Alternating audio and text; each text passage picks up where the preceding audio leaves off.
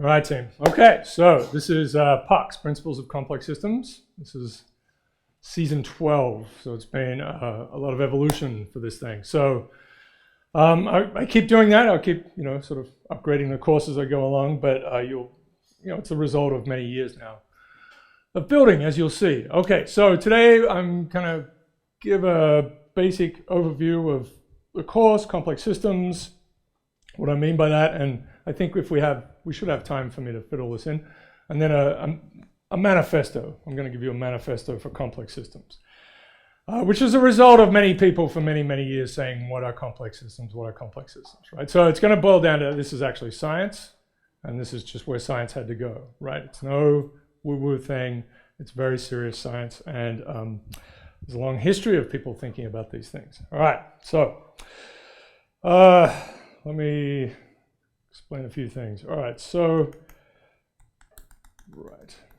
we have things that explode a lot, so hopefully that won't happen too much.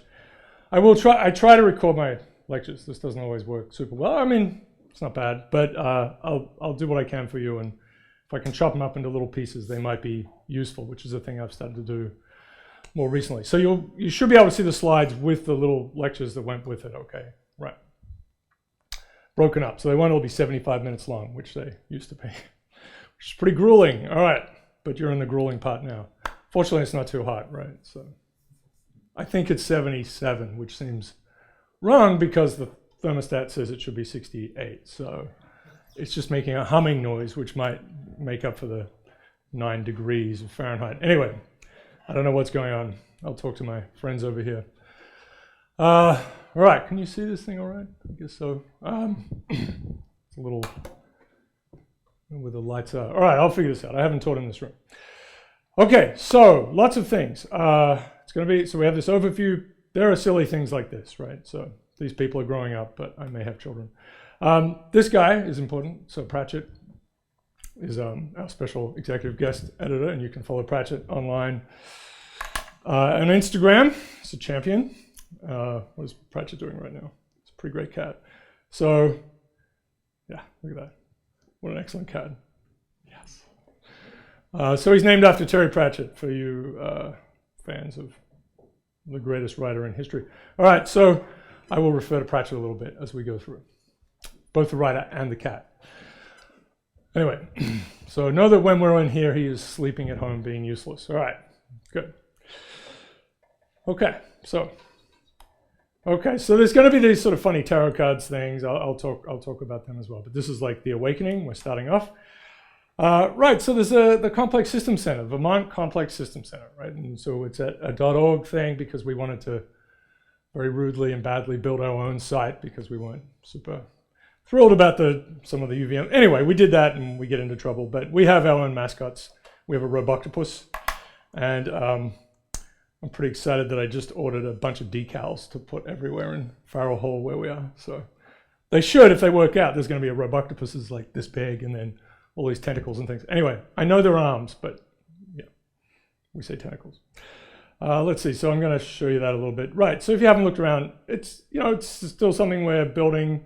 Some of you are in these courses right now, right? We'll come back to it, but there's the certificate, right? We're collecting 5 over here, number 5 is coming up. So it's a 5-course certificate, data science for undergrads. That's just something we champion, of course, where many of us are in math and stats and computer science, but not really.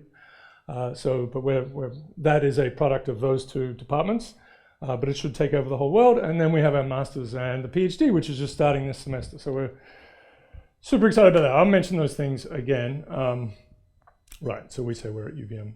So you can play around with this thing. We've got a couple of big things coming up. There's a couple of symposia we're running. So this is a health and wellness one, which is soon, September 5th. Then we're going to run one on the science of stories. We have NetSci, which is the big complex networks conference. The main global one was in Paris this year. We landed it for next year. We'll have A-Life in the year after that. So we've started to move into this, hosting these big conferences, which is great. So lots of other things here. Yes. All right, you can play around with that. Okay, so a little bit more about the Complex System Center. Started roughly around 2006 with a few hires around this idea of complex systems, which I guess the dean at the time had sort of read in a magazine and thought this sounds pretty good. So there was some sort of, interesting discussions about whether this was a good plan or not. But I'll give you some of the history of this and this thinking about complex systems, and you'll see it's all good. Okay, so this is just some elements from reports that are now moving into the past, but 400 papers coming out of the research faculty that are associated with the center. Lots of different sources of funding. We have MassMutual coming up now. I'll talk a little bit more about them. Lots of press over the years, regular kinds of press. I think Discovery Channel with Morgan Freeman for some, crazy things. So that's good. That's all good. As I said, lots of conferences we've run. We've kind of had this big data thing. This is back in 2009 or 10, I think. When I first started teaching PoCS here, right, data science wasn't a conception, right? It was not framed as it is now. It turns out that people going back into, I think, the 80s, statisticians would have arguments. Occasionally someone would say, we should call this data science. We would do better for our branding if we did that. And everyone said no, and they still say no. So, but places are changing. Yale now has the Department of Statistics and Data Science. I think CMU did the same sort of thing. So these are good words, and I'll come back to that again. All right, so we've run a lot of these pieces. I'm just going to talk. And as I said, we've got this, as we just looked at, and we'll mention again, but we have this full platform in complex systems and data science, starting with the PhD. This has been a very important thing. We've had hires of people who are true complex systems people who are, don't fit into places. Maybe they came from physics or computer science or biology, other places, but they're misfit toys is what I like to call them. So we've had some of those, and those hires have been difficult things where you have I know this sounds really boring, but you have a committee, right, for the hiring, and we had people from all around the university. So there's a lot of confusion and discussion and arguing, right, because we're not all on the same page about things. Very interesting. And those people coming in could choose any department. So this is a really big transition, right? They didn't have to go into a box that was already chosen for them. So we're asking people to tell us what's interesting. And we got people applying from anthropology all the way to theoretical physics, like the whole gamut. We've had a lot of career awards, which is a big deal from NSF. Those things weren't really a big thing at UVM, but starting with maybe around the 2005, kind of took off. PCASE award is the kind of an elevated version of that, and Josh Bongard was given this. So if you get one of these career awards, then you can kind of get bumped up to this. And if you've ever been in one of his courses or just near him, I'm sure he's showing you a picture of him standing next to Obama, which he's going to carry forever. Turns out it's because he was of median height, right? So because they ordered all of the people who won this thing from shortest to tallest, and then Obama was in the middle, so you got to stand next to him. So this, median is good. All right, so lots of other little pieces that go along. We have scraps.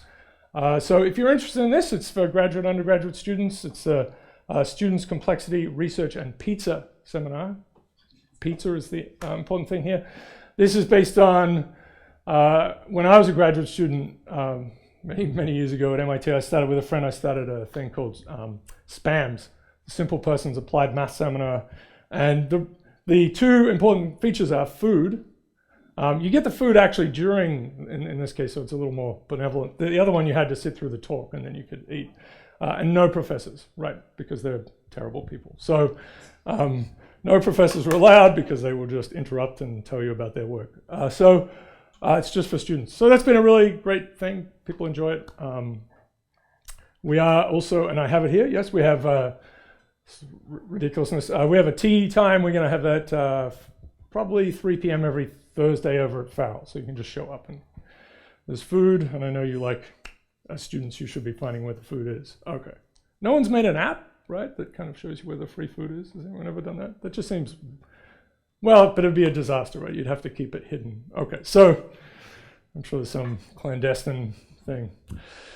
Yeah, the great graduate student thing is to find the free food, right? Yeah. My colleague Chris Danforth hasn't really emerged from that behavior and will eat anything put in front of him. So I want to, but it's a dignity thing. So we also have the paper shredder, which is a comedically themed piece, which is kind of interesting to see people's reaction to this. Let's see, where is it? Paper shredder. Right, so every and we have to get this going again. The grand tradition of courageous academics everywhere, we review the painstaking, meticulous work of others not present to defend themselves. Pure of motivation, we endeavor to instantly and yet casually see where the paper obviously goes wrong and how we did work we did 15 years ago contains the entire paper's thesis, blah, blah, blah, all right? And then we shred it if we wanted to. Cited nevermore. That's a joke, right? We don't do that. But it is the way academics tend to behave. But it's a nice discussion about things, right? And often the papers aren't great, but that's the way it is. What else? So that's that thing. And there's a research jam, which is another kind of discussion thing. Actually has jam, and Laurent Hébert Dufresne runs that one, so that's a fun thing. So you might see these things popping up, and you're welcome to come. People involved. So it's been we've had some nice jumps in people involved. You'll see it really is mostly SEMS, but we do have, and it's not really listed on this page. I haven't done a great job of this. I'll point to a couple of people. So Juniper joined us last, I guess she started in January. So she is a very important person. We'll talk a little bit more about her, but she is in charge of all of our educational outreach stuff, and was at the Santa Fe Institute for many years, which I'll talk about again, where she led all of these programs there. And so we're developing lots of things. And there's a reason she's here. There was a nice, well, she wanted to be here, but she and Laurent are married. So there's sort of we got a 2-for-1 deal there. But really excited. And now she's being fully supported by SEMS. So it's really a huge step actually for UVM to really support these things. I will say over many, many years that there's been very little support for this program. So we've done a lot of this out of, it's been in a bad situation where I think a lot of people think we got a lot of money from UVM, but we didn't, right? So the perception was not right. So, but we're slowly been building things up organically, and things are taking off. We have a few people like Brian Tivnan, who's embedded from the MITRE Corporation. He spends most of his time here. And I was going to mention also Jane Adams. So she's just joined from Champlain. She was in the Emergent Media Center program, did a master's in that. She has a graphic arts and digital arts background, and so Mass Mutual is actually supporting her. And she's, I think, hopefully we'll build up a big thing around her, which is this visualization team, right? And eventually we need courses for you guys, and it's such a big deal, right? We build our own products. I'll show you some of them as we go along, I suppose. But it is a difficult business, but clearly in this sort of big data world, right, you need to be able to transmit, tell the stories, and a lot of that is now in visualization. There's no other way to do it. And some places like New York Times has done some beautiful things over the years. Maybe you've looked at these pieces. We'll look at some of those, I suppose, as we go along too. But it's hard. A lot of these things are bespoke and difficult. But we're hoping to kind of build up that program. So that was really exciting addition. So this is just to say we're interested in lots of things, right? I mean, there's just tons of stuff. All of those papers that I mentioned and the ones that have come since, have covered all sorts of topics, really everything. Sometimes math, but not much. Okay.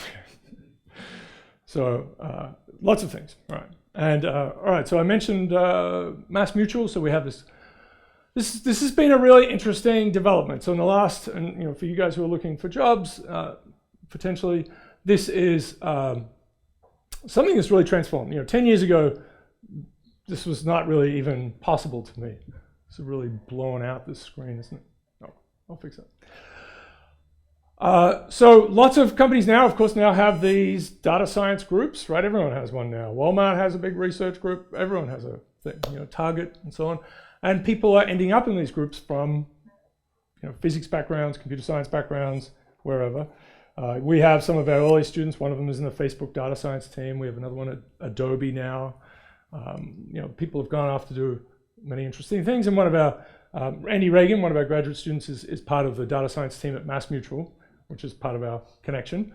He's been just a fantastic, he's the best advertisement you could ever imagine, right? You've got this amazing guy who goes in and is awesome and does fantastic things and is wonderful. So he's been a great UVM product. It also helps that the CEO went to UVM. So there's a couple of different connections. The person who's head of the data science team there now was an undergraduate here, graduated maybe 2008, and I had him in linear algebra, actually, my first linear algebra course. So Adam Fox, so he's in charge of the data science team too. So there's a couple of nice UVM things. So hopefully in October we'll have an announcement of like a $5 million center over 5 years. Hopefully, right? We'll see. But it's all working very well. So Computer Associates is supported, mostly students. Some faculty support as well, but they've been supporting. We have a support for a master's student, a female master's student that's a fellowship from CA.